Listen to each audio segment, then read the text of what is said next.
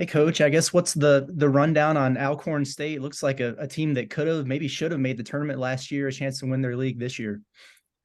Yeah, I mean, when you look at Alcorn State, two-time SWAC champs, and they have a returning point guard in number two, Joshua, who got great quickness with the ball, high steal player, ability to make 3-point shots, and then they have some really good shooters. Number 10, Gambrell, took 10 threes in their exhibition game the other day, and Jones, number 4, and Hawkins, number 3. Those guys can shoot the ball, and Thorne is a returner who did not play in their exhibition game the other day, number 12, who is one of the SWAC best 3-point shooters. So they have some experience, and then a lot of new players as well. They're well coached. They play at a certain pace. They try to dictate the tempo of the game as well. I also wanted to ask you about Layden Blocker. It seems like every time he takes the floor, he gets better and better. It looks like he was up for the challenge in his minutes against Purdue. Just, I guess, what progression have you seen from him so far, and how do you feel like his preseason has gone? Yeah, Layden's, I think in the minutes that he's been given, he's done a great job. He's got great toughness. He's kind of fearless. He's a really, really good defensive ball pressure player. He can pick up full court. And then I think offensively, he's done a really good job of trying to facilitate as well as being aggressive to score the ball as well. Bob?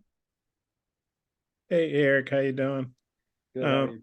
Hey, I wanted to ask you about Bay. I had a couple people ask me, "Hey, was he hurt the other day?" And I said, "I don't think so. I think he just maybe wasn't physically a good matchup for Purdue's bigs." But what went into Bay not playing the other day?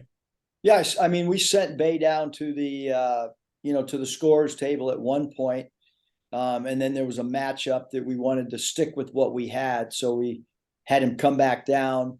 But Bay's done a great job in practice. He's a worker.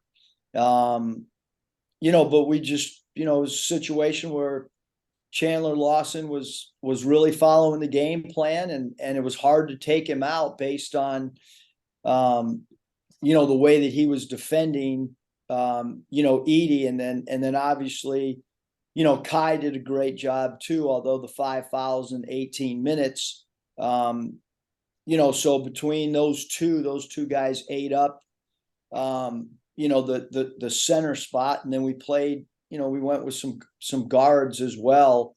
A couple guards got some minutes at the 4 spot, Bob. So I think that's, and we played, the rotation was fairly large for us as is. And there are a lot of teams that guys like Bay and Layden, they'd be starting.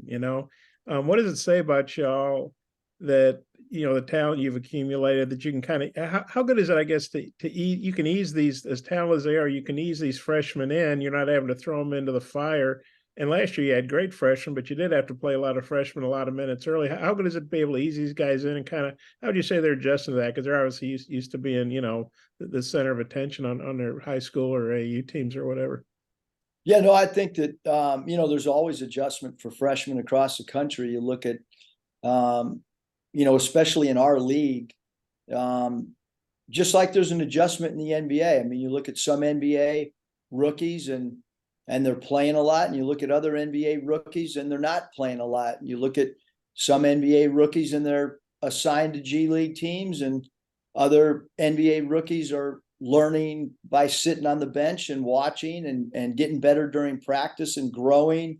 So I think every player is on his own timeline, and every organization in the NBA is on their own timeline, just like every college program. There's a different timeline for guys. So, the one thing with both of our freshmen and all 6 of our freshmen last year is that whole group of guys has been incredible workers. And, Bay and Layden have great competitive nature and really, really work on their craft, and they work in the weight room, and so it's like they're going to keep getting better as the season progresses. But maybe how good is it for them and for y'all, for the team, that you don't have to force feed them, I guess, so to speak, that they can adjust at their pace probably. Yeah, I mean, I think that, when you're on a good team or a deep team, that there's always there's pluses and then there's areas, that a player has to learn to continue to grow in.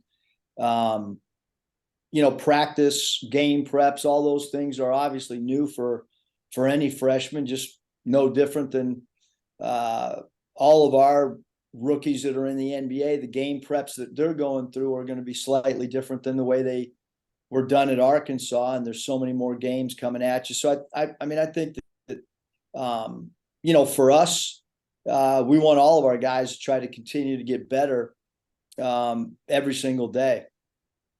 A question that Nate wanted me to ask, if I could. Basically, that was obviously, like you've said multiple times, that was not your normal exhibition game the other day, and the crowd was in it. It was very emotional, I guess. And Nate was wondering, the emotional high of that for the team and the crowd and everything. Do you have to bring the team back down for this regular season game? It's kind of weird. Usually, regular season games are a bigger deal than the exhibition, but in this case, playing Purdue, that was probably a big, that was a really big deal. Just kind of, do you have to bring the team down after such an emotional exhibition game like that? Well, certainly hope that you have, great team-wide maturity. But we need to have better practices the rest of the week than maybe what we've had Monday and Tuesday after being off on Sunday. So, hopefully, you never know till you play your next game. But certainly there was an emotional feel that's not like many exhibition games, but that game is over, doesn't count. You got to look straight ahead. You can't look backwards. We're going through some guys having, some colds and some sickness and minor injuries just based on a physicality game that we played. And so we want to try to get healthy too before Monday as well. I might have a couple more, but I'll turn it back to Mike for others. Thank you. John? I didn't have a question, but Coach, how was the Halloween party last night? It was a really cool, well participated Halloween party. Really impressed with our guys' costumes. Overly impressed with their engagement as trick-or-treaters or passing out candy. So it was a really good Halloween party with some really good food. Andrew, you have a question? Yeah, Coach, I was looking at Alcorn State's roster. Don't see a ton of overwhelming size or anything. So do you feel like this matchup might be one where you can throw Trevin at the 5 and maybe experiment with what kind of smallish lineups you have with so much depth and versatility on the wings?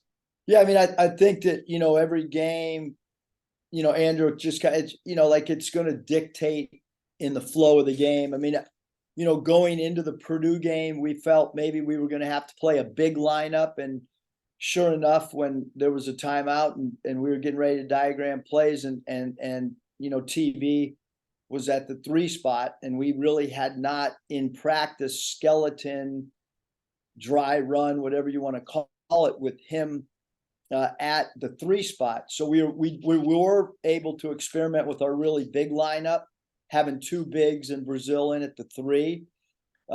Certainly, you want to try to explore other lineups as you get opportunities in certain games. I don't know how Alcorn State's a really good rebounding team. Sometimes 6'7", 6'8" guys can out rebound 6'9", 6'10" guys off quickness, off reaction, off being scrappy. So one of our concerns, one of our areas of emphasis going into the Alcorn State game for sure is rebounding the basketball, especially rebounding the ball defensively. That's a big part of our emphasis because they do have guys that pound the offensive glass. You mentioned the rebounding with those group of bigs with, we haven't seen Graham Matunda with Lawson and Mackay. I guess what's the key to separation between those three? Because it seems like they're all pretty tight in terms of where they stand on the hierarchy with you guys. Yeah, and I think each guy does something different. Chandler's just really, really solid. He follows a game plan. He can make a three. He's got length to block shots. Kai is really, really good in our elbow offense where he can run DHOs and share the ball as a point center, so to speak, because he's a really good passer. And then Graham, as we saw last year, really good one-on-one offensive player with his back to the basket or in the mid post. Now, I've just kind of stated strengths. Now you're going to rebound. Where's your rebound minutes going to be? How much defensively can you be? How good are you at getting loose balls? All of those things are going to be separators as we continue to evolve and figure out rotations and things of that nature. Curtis? It seems like, I guess, based on the preseason at least, that you guys will be shooting it better and be able to operate with a more spaced floor. Curious, what does that do for a guy like maybe Mackay? I mean, does having more room to operate unlock some things for him offensively? Yeah, I think that anytime, the lane's not congested, based on perimeter threats, what it does, Curtis, is it opens up dribble drive angles.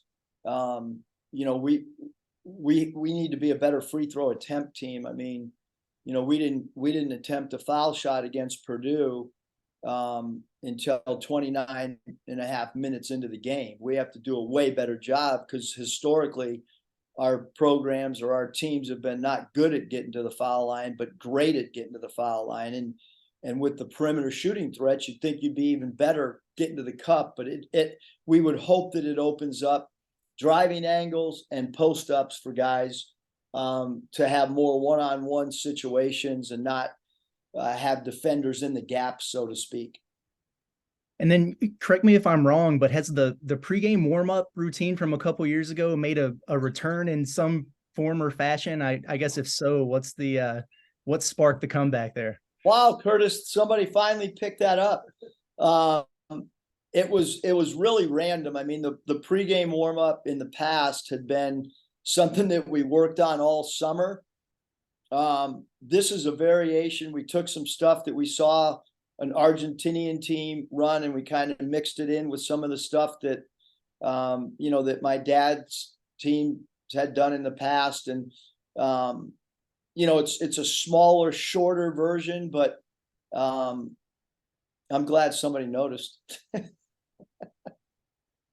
Bob? Well, I heard Sweet Georgia Brown, but it didn't look like as much stuff as you guys were doing a couple of years ago. It didn't look like the Globetrotters. So I guess I thought maybe it was more of a musical thing, but I'll have to pay more attention to that. Yeah, please pay attention, Bob. Yeah. Hey, plus my eyes aren't that good, from way back there. Hey, get back to the rebound. I mean, obviously you guys shot great the other day, forced a lot of turnovers, did a lot of good things, but I think if I remember the stat right, Purdue was like 17-0 on second chance, and like you say, they got to the free throw line a lot more than you guys do. And I think Purdue was a plus 11 last year, so it's not like they out rebound everybody by a big margin usually. But what do you think you guys got to do to rebound better? Be physical. I thought our guards did a great job rebounding. T Mark was, his rebounds per minute was good. Battle, KB did a great job rebounding the basketball.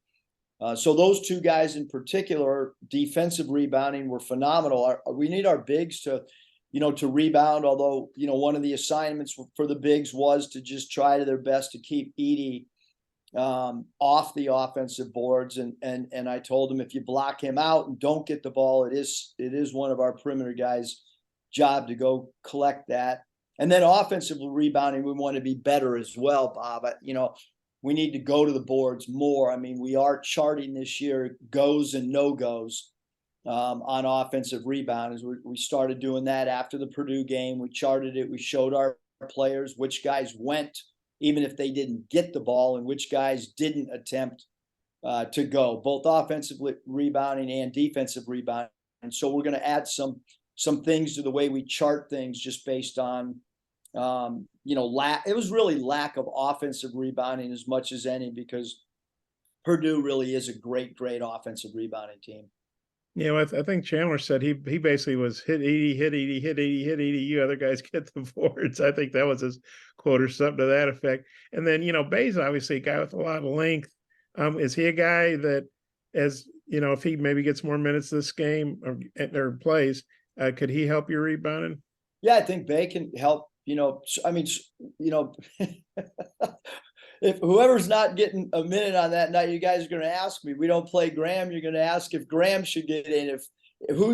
Where's the minutes going to come? You know what I mean? I mean, it's hard to play for interior players, Bob. I mean, there's only 40 minutes in a game, and obviously Mekhi Mitchell started last year. We played Chandler a lot of minutes because he did a really good job. So then that leaves Jalen Graham, who wasn't able to play last game, and that leaves Bay as well. So either we're going to have to play some guys shorter minutes, or we're going to have to play a bigger lineup, because we did play Brazil even last game at the 3. Normally he's going to play 4 and 5 for us, based on his size. And so as we juggle the minutes around, are you going to play less guards and play more bigs, or are you going to? It's a decision game by game that we're going to have to make. You mentioned Jalen. How's his back doing? Any chance he could be back Monday, or has he been able to practice at all? Yep, Jalen is moving around much better. I think that his chances of playing are trending in the right direction, where he will be. Again, back spasms can change at any moment, but right now we are expecting Jalen to be in uniform on Monday. Yes, that's the plan right now, from a training perspective, strength coach perspective, doctor perspective, and player perspective, that he will be able to be in uniform Monday. And if you're trying to figure out minutes for all these guys, isn't that really kind of a good situation? Because there are probably coaches out there going, man, I don't have enough players. Who am I going to start? Who am I going to play? Who's my bench? And you're trying to figure out how to get minutes for McDonald's All-American, Well, I think we're always trying. I mean, I think that even last year we were trying to figure out, I think that's why, and I use the example all the time. That's why a guy like Trey Wade went from having a bit role to midpoint of the SEC, calendar to playing a lot, Bob. I mean, you get, as a player, regardless of who it is, it's like, how do I get better every day? How do I have a great practice? That's what you do as a player. How do I make sure that my game preparation, when we quiz our guys in film, that I'm answering, that I know the game plan and what we need to do as well. So there's a whole bunch of stuff that goes into how we have to, divvy up roles and minutes and stuff. And then how good is, I'm doing something on a freshman. How good is it for like a guy like Layden? You got all these older guards. I mean, obviously he learns from the coaching staff and you guys coach him up, but he's got all these older guards to learn from. And Bay's got these older guys like Kai and Chandler to learn from. How good does it help those guys that they've got older players, not just the coaching staff, they've got older players that can help, I guess, coach them up and mentor them, that kind of thing. Yeah, I think that, you always want to have veterans that are willing to share with younger guys. Again, I love to reference stuff that I've seen in the pros. I mean, there's a lot of veterans that last a long time in the NBA because they're great mentors to incoming rookies. Udonis Haslem, a guy that comes to mind.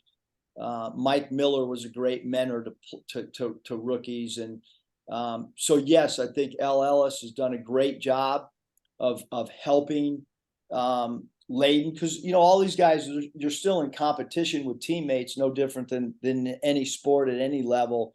But I do think that this year's group of veteran players, or this upperclassmen, have done a really good job of trying to help mentor both of our younger guys. I do think, you know, and only the two, you know, freshmen can answer how much the mentoring has helped, but I do see guys, and Justin Smith did a great job that year that we had the 4 freshmen. He and Jalen Tate were phenomenal, helping Moses and Devo and Jalen and those guys. I mean, they did a great job. You saw it on a daily basis. And this year's group does a phenomenal job. They do a great job just leading by example, let alone just getting in guys' ears as well. But certainly leading by example is a great way to mentor a younger player.